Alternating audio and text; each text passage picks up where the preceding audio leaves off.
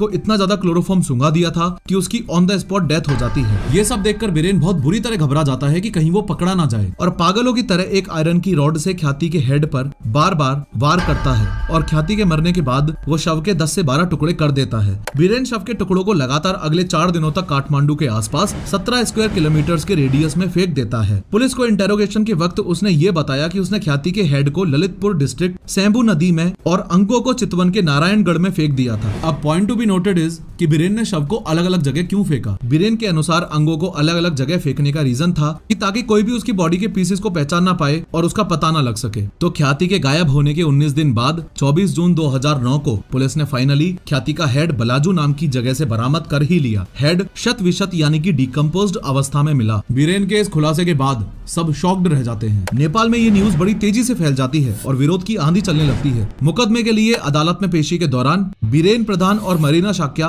दोनों पर क्रोधित जनता हमला कर देती है और दोनों के लिए ही मृत्यु दंड की मांग करने लगते हैं। नेपाल के लोग इस तरह के भयंकर अपराध के बारे में सुनकर बहुत ही ज्यादा हर्ट हो जाते हैं, खासकर इसलिए क्योंकि ख्याति एक बहुत ही ब्रिलियंट स्टूडेंट थी, पढ़ाई को लेके काफी पैशनेट थी और आगे चल के बहुत ही ब्राइट जीवन जीने के लिए रेडी थी। अगर एक डेडिकेटेड स्टूडेंट और अच्छी बेटी देश में सुरक्षित नहीं है तो बाकी युवाओं का क्या होगा। पूरे नेपाल में विरोध प्रदर्शन, रैलियां और डिस्कशन चले। कॉलेजेस और स्कूल्स के स्टूडेंट्स में गुस्सा भर गया और वो सड़कों पर उतर आते हैं और जस्टिस के लिए बीरेन श्रेष्ठा को बिना किसी ट्रायल के कैपिटल पनिशमेंट यानी कि मौत की सजा सुनाने की मांग करते हैं, क्योंकि उस समय नेपाल में मृत्यु दंड के लॉ को हटा दिया गया था। फाइनली 19 नवंबर 2009 में नेपाल हाई कोर्ट के सिंगल जज बेंच ऑफ जस्टिस बलेंद्र रूपाकेती ने इस सनसनीखेज हत्या के मुकदमे को समाप्त करते हुए बीरेन प्रधान को किडनैप और मर्डर के लिए 39 साल की जेल की सजा सुनाई और उसकी 16 वर्षीय साथी हाई स्कूल की छात्रा मरीना शाक्या को भी 20 साल की जेल की सजा देने के आदेश दिए। पूछताछ के दौरान मर्डर में अपनी छोटी सी भूमिका के लिए मरीना पुलिस से अपनी सजा कम करने के लिए कहती है,